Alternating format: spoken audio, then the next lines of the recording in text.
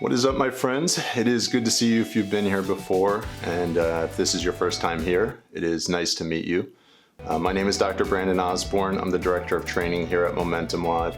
It is a cold and damp morning here in Southern California, which prior to moving here a few months ago, I did not know existed here. The new year is upon us. It is 2022. This is the opportunity for a fresh start, for new beginnings. And today I wanted to do something a little bit different to kick things off. I was reflecting on the year past and the year to come, and I wanted to let you guys in on what my plans are for the year in terms of what my goals and our ambitions are. And I was hoping, after sharing mine, that you would also take the opportunity to share yours so we can hold each other accountable and stay focused on our goals once they're out there in the universe. To kick things off this year, I have a couple of ambitions. The first, and towards the top of my list, is to get back into training jiu-jitsu. After moving here to Southern California, I've taken a little bit of a hiatus. I have not been training regularly, and I would like to get back into doing so after finding a gym that fosters a good community atmosphere like my previous gym that I was a member of. After that, I would like to get back into the habit of reading on a daily basis. So if you have any good book recommendations, please feel free to share them in the description below. Health, fitness, self-improvement, business, whatever it is, let me know what books you're reading right now.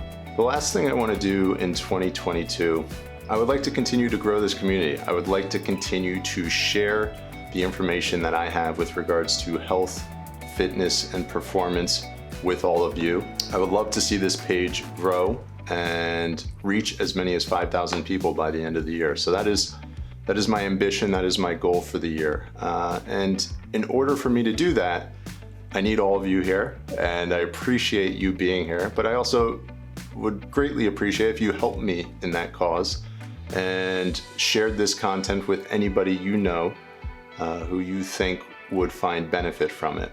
So those are my main goals and ambitions for 2022. Like I said, I'd love to hear what you're shooting for this year, and let's work on those things together and let's achieve them together. So with that being said, with me disclosing a little bit about myself and what I'm trying to do this year, let's get into the purpose, the reason why you are here today. That is to look at some kettlebell content, look at some training content, and learn a little bit more about the practice of using kettlebells in your strength training so you can better what you're doing and make your training more safe and more effective. Today, we're going to be looking at a group of people who are loosely affiliated with combat sports. These are not necessarily jiu-jitsu practitioners or mixed martial artists, but people who have an affiliation through the brand that they work for. Today, we are going to be looking at the strength training routines of the Onnit Instagram team, all the prominent social influencers on the Onnit Instagram page. We are going to be breaking down their kettlebell routines, letting you know what we like, what we don't like, and what you can take to utilize in your strength training at home. Today's video, I have not planned the specific clips that we're looking at. I'm just going to pick clips that stand out to me where I see people training with kettlebells. And when I see a familiar face on the Onnit page, somebody that I know is well known, I'll click on their video and we'll take a look at it. So without further ado, let's get started with the Onnit Instagram influencer kettlebell reaction video. Just rolls off the tongue. So we are on the Onnit page and I see Eric Leija over here. Let's take a look at what he's doing. So Eric is known as the Primal Swoldier. On brand, I've never seen him wearing a shirt in any of his videos. He often performs kettlebell workouts and uses kettlebells in his content, and they are usually very high energy, intense workouts that he is performing. He uses a lot of kettlebell complexes where he's combining exercises together to form a sequence. So his content, I would say, is probably not for beginners. If you don't have a foundation with kettlebell training, if you don't have a background in this style of training, the stuff he's doing is likely a little more advanced than what you would be ready for. For instance, this last movement he's doing here, I call them like gorilla cleans. I think there's a video online of Joe Rogan doing this exercise as well. One of my favorites is the alternating clean. And alternating clean, I do it with 70 pounds in each hand, and that's these big gorilla bells. And I love these because it makes me feel like a man.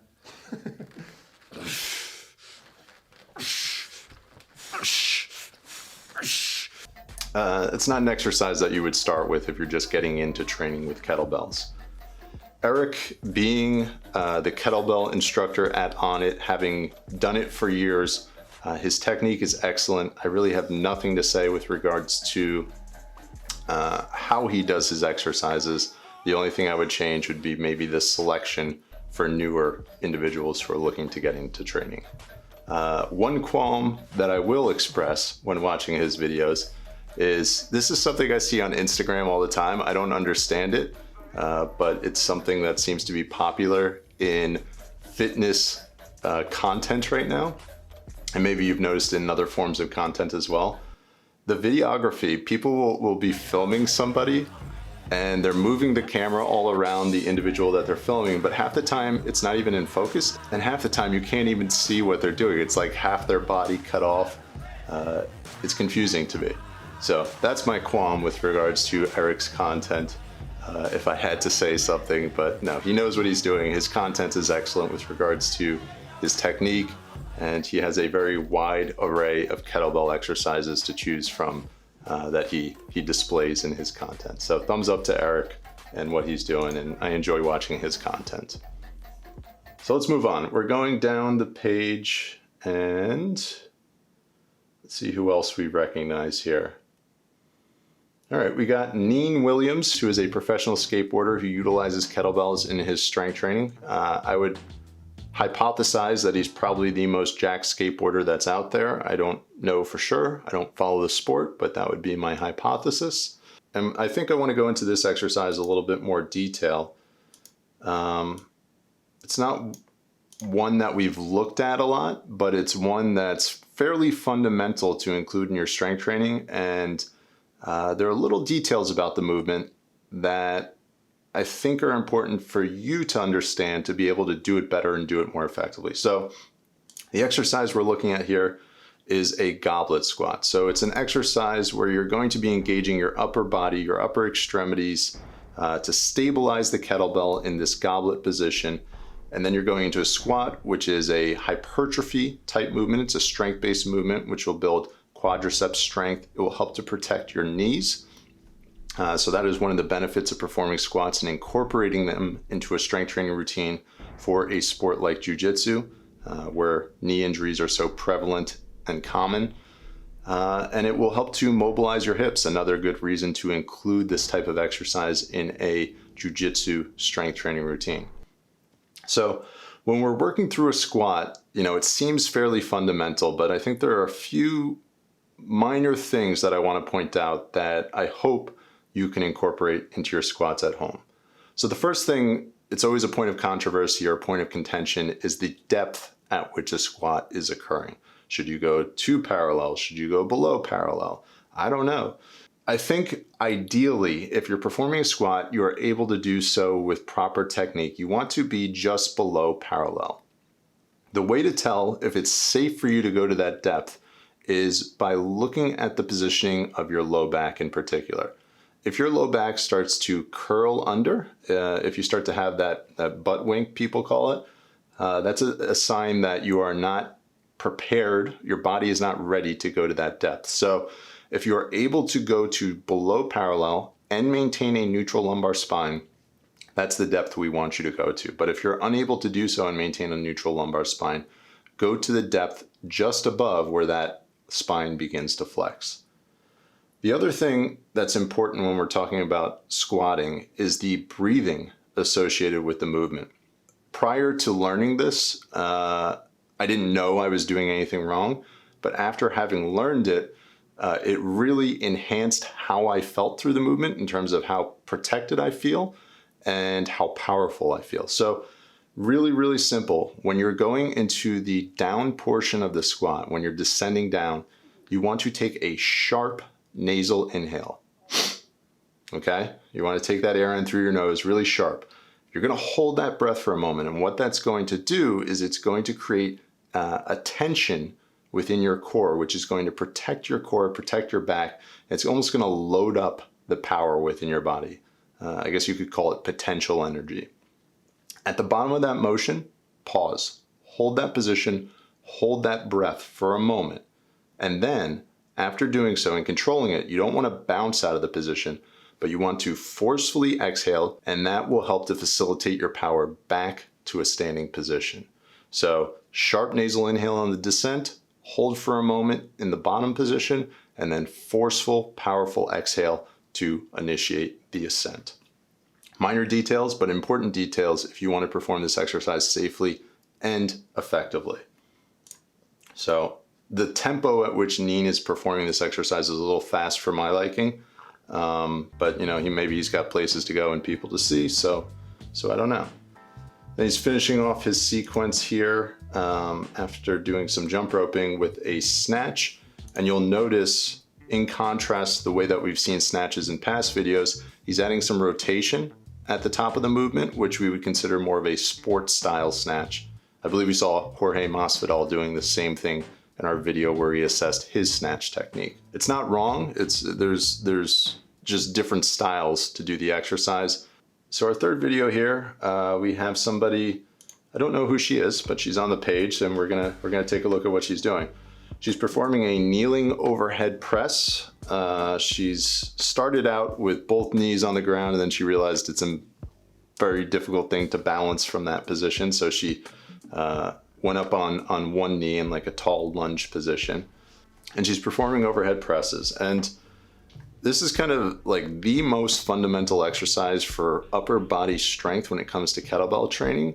But once again, there are minor details that you can be mindful of to optimize the performance, make it safer, and make it more effective. So the thing that she's doing here is she's almost performing it like you would a barbell military press. So her arms are like really wide. And when you're utilizing a kettlebell, that would not be the strategy that I would implement with this exercise, for the reason that it's going to put a lot of pressure on the shoulders and the elbows. And you're not going to be able to have as much power out of that position as you would if the kettlebell were closer to your body in that front rack and you were keeping a very tight arc up and down through that motion. So I would want to be a little bit more linear with the way I'm performing this movement, not so far out from my body, to be more effective, to be more powerful, and to reduce the chance of injury here. So the second exercise we're performing, there are a few issues with this one. We're doing a one-arm kettlebell swing from a kneeling position. And just off the bat, I've seen other people do this in their content. I've seen people do this in their videos. I don't like doing ballistic kettlebell exercises out of a kneeling position. I think there is too much of an opportunity to hurt yourself doing an exercise, a powerful exercise like this, from this position. So, we're paused at the top of her upswing, and you can just look at it and see already her mechanics are not optimal. Her neck is flexed, so she's trying to almost pull the kettlebell through the upswing, and her neck is in a vulnerable position. So we don't want to be doing that. And then once again, it looks like she's pulling the bell through the upswing. The next exercise we're going into, we're performing push-ups as she's walking from side to side over the kettlebell. And once again, I'm pausing it here. I don't love the idea of doing an exercise on top of a kettlebell unless it is extremely heavy. And for the reason that we're seeing here, the bell is tipping over as she's transitioning from side to side, which once again leaves her at risk for injury. So when we're training with this implement, initially there is a learning curve, and it's important that we minimize risk as we're learning with the implement. So for her, I would say, do your push-ups off of the bell, transition over the bell without touching it, and then do your push-up on the other side. There really isn't a reason for her to be putting herself at risk like this. She could injure her wrist, she could injure her shoulder, she could injure her teeth. It's not worth it. So Don't balance on the bell unless you know it's not going anywhere. And her dog is doing what my dog does when I train, standing close by and supervising. He always seems to come in the room when I'm doing Turkish get-ups, which is difficult. And speaking of the exercise, we have somebody performing a Turkish get-up here. This is an exercise that we have gone over many times in our videos. I believe we did this last week in our video where we looked at the technique of Lomachenko. And I'm gonna leave this one up to you guys. You know, we've talked about this one enough where you should have a little bit of an idea of what we're looking at and what we're looking for. There's a couple of points where there's some very clear errors in the technique, the way, whether it's alignment or just the way she's going about moving from one position to the next. So I'm going to stop at 3 different points here, and I want you to let me know what you can identify in terms of the technique that's not spot on, that needs some help. So we'll start at the beginning of the movement, her initial roll up. What do you see? Second, as she is in a tall kneeling position, what do you see there? And then lastly, when she goes back down into a tall kneeling position, what can you identify about her alignment that doesn't seem correct to you? And I'll leave a comment below as well, and I will let you know what I saw when I was watching this, but I want to hear what you see. You know, what parts of this movement don't look exactly right to you to get the most out of the exercise. So there are a couple things there that I would change with regards to the way she was doing it. All right, let's see, where's our last video?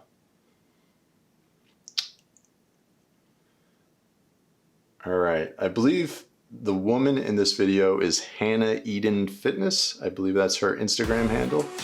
And she, much like Eric Leija, she's often on the Onnit page, and she performs very dynamic movements with the kettlebell, very high intensity, very complicated movements. This is different. I've never seen this before. This is a weird one. They are performing like a figure 8 through the legs. I would call it almost like a slingshot, bringing it into a front rack position. But the grip on the front rack is opposite. I don't even know if I can do it. I've never even seen this before. It looks really cool. I don't know why you would want to do this, but it's, I mean, for the sake of Instagram, it looks awesome. There's a lot of rotation to the movement. And the other gentleman in this video, I know he trains with a steel mace and is very creative with the implement, so maybe this is his creation. And the second exercise, same sort of thing, something I've never seen before. We're haloing the kettlebell around the head in a very unconventional way, bringing the bell into a front rack and then going into a squat. I guess if you're trying to spice up your training and do something new, you could do something like this. You definitely don't need to do the things that they're doing in the video. I guess you would just do something like that because you have eyes on you and you want to draw attention to yourself, as is status quo for Instagram. But it looks awesome. It's cool to see some innovation when it comes to exercises and making them more fun and being creative with it. So I guess it's a form of self-expression, for lack of better words. So that does it for our technique critique, where we looked at Onnit's Instagram influencers. It's a tongue twister, excuse me if I slipped up on that at all. We looked at 5 different individuals, 5 different techniques. We pointed out some things that we liked and that we didn't like. The prominent influencers that are often seen on Onnit's Instagram page look like they know what they're doing. They're doing some fancy movements, they're doing some high intensity movements, they're chaining movements together, not for beginners, but if you are advanced and understand the basic techniques, you can maybe attempt some of these more advanced movements as well. Some of the other individuals we looked at, some minor details, some things that we would refine or tune in with regards to squat technique, overhead press technique, and Turkish get-up technique. And we talked about safety a little bit more so today in terms of performing exercises on top of the kettlebell, something that I would not recommend for the sake of being able to continue to train in the future. I don't think the risk is worth the reward. So, you know, you decide for yourself, but not worth it in my eyes. That does it for today's video. I hope you've enjoyed watching today. I hope you've enjoyed tuning in. Like I said at the beginning of the video, I am hoping to share this content and grow this channel with as many people as possible. If you know anybody that would benefit from the content here on this channel, whether it's the kettlebell workouts we provide every week or the technique critiques, please feel free to share this video. Additionally, if you aren't subscribed and you have found value in the things that we've talked about today, please hit that subscribe button. Give me a thumbs up, and like I've mentioned several times, leave me a comment below. Let me know what you thought. Lastly, before I head my separate way, I want to let you know about the offerings that we have at MomentumWOD.com right now.